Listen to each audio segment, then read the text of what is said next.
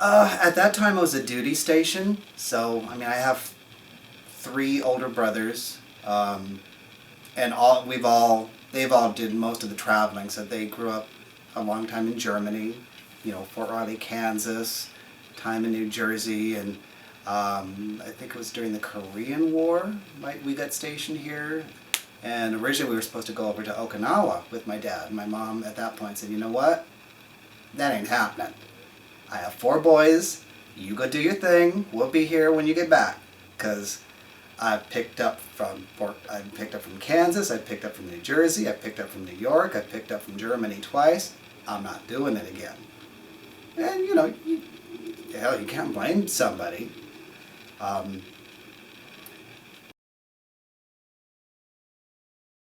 And it was hard for, that's the one thing I do talk about with my mom and dad, because they were an interracial couple at the time, growing, in the 50s, 40s and 50s. It was, there were plenty of states they couldn't live in because it was still outlawed. And so when the military would PCS them, they would have to take that into consideration? I don't know if they so much did, or... That's a really touchy situation. Yeah, oh yeah. It could be. I guess, but growing up, I never thought of it that way, and it was something that was never discussed. And I mean, I remember at one point, I guess, that whole aspect, race was never a factor in my family. It was, live your life responsibly. And, I have a very supportive mom and all that. And so coming out, for people is very different. Everybody has there's some commonalities, but there's always very different things. And how old were you when you came out? And what did coming out mean at the time? I don't know if I ever came out as it was, I was like shoved out. Growing up, I was always that kid in school that everybody always used to, faggot this and gay that. And, I did a really good job at turning a blind ear to a lot of it. I knew there was something different about me. The sexuality part of it really didn't hit until my teens. And, it hit with a vengeance, as most teens do. But I became more of an overachiever. I just figured if I did more, I'll get people to like me, because I think I'm just not doing enough, so they don't like me. It couldn't be because, I like men. So I was looking for all the excuses for it to not be that. And so... So you used it as a motivator instead of a demotivator. Right, but I found myself doing a lot of things that I probably shouldn't have or wouldn't have done, because I look at it now, like I said, well, what did I gain from that? How is that really serving me? And doing something just for the sake of doing it is very different than doing something because you want to do it and because you need to do that. So time wasted somewhat on some of those things. I can't say time wasted. I'd say lessons slowly learned. I like that, lessons slowly learned. Because I don't think anybody ever wastes time. They just repeat lessons that they haven't quite gotten yet. I think a lot of us kind of grew up in an era, we were kind of a product of the whole hippie generation. So that whole sexual revolution really changed how people raised their children. Simply because you saw a backlash from the 50s of what happened in the 60s. Because they were so polar opposite of what parents expected their kids to be. And what they knew. So a lot of the people that we were being taught by, or I remember a lot of my teachers, is all about who you were as an individual and your creativity and a lot of it was, I grew up, I want to call myself almost a Sesame Street generation.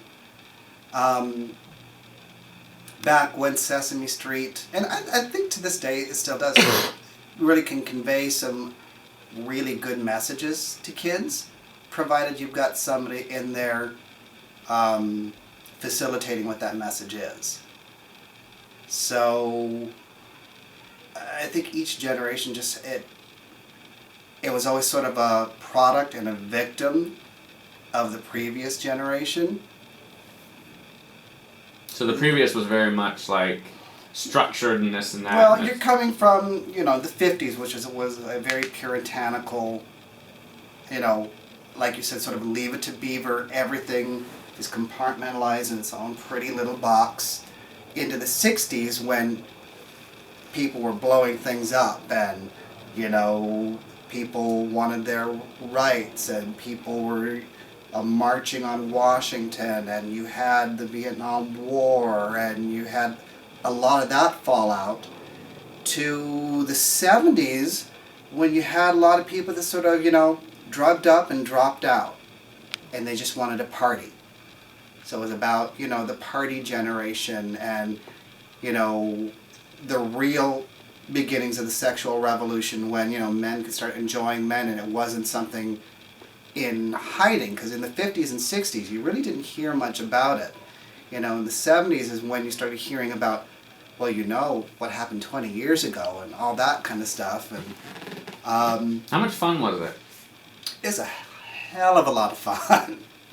I think for the sheer excitement of, this is something, once you discover who you are and are able to embrace it, being able to live those components of your life that you always fantasized about or heard about and never thought would happen to you. So it was a definite sort of coming of age kind of thing, which I think to a degree happens to everybody in their own way. As a community, though, it seems like it was the community was being formed, it seems, in the 70s, as it is modern like now. Well, you started having communities forming. People felt safer in numbers. They felt safer creating a neighborhood or a place where they could commingle with their neighbors or people who were like them. I mean, that's definitely where San Francisco came from. You had that whole hippie generation, but you also had, it was a place where a lot of gay folks could feel comfortable because they didn't feel like this group of people was going to judge them for who they are, because half the time they wouldn't care because they were too high to know anyway. So, I mean, you look at that in Seattle. You've got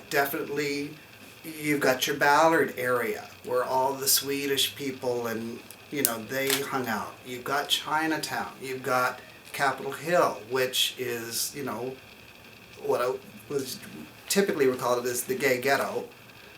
I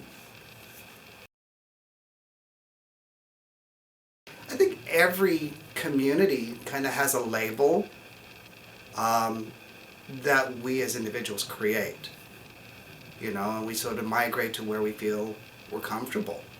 So that's where I'd say, in the 70s and early 80s, people started creating communities where they could live their life and feel comfortable and not feel like they were being put in harm's way.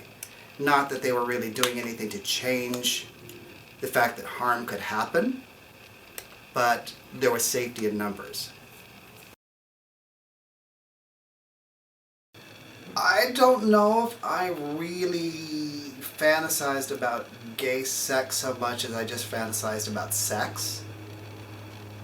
And I just kind of tended to look at the male perspective more so because, my dad didn't have gay porn sitting around the house. So, sneaking into the drawer or finding whatever, and the whole thing was just so exciting.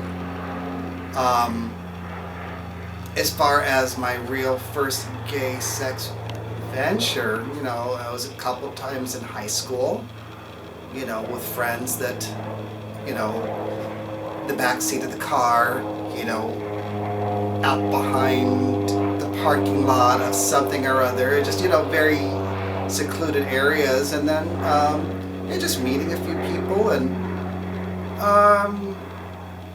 yeah, it was all very clumsy at best, but I think in that clumsiness there was sort of like I said, there's that whole sexual energy, that excitement of, you know, you're doing something that you've always dreamed about doing, and, you know, you don't kind of, at that point, you don't really care about the end result of like, oh, is that it?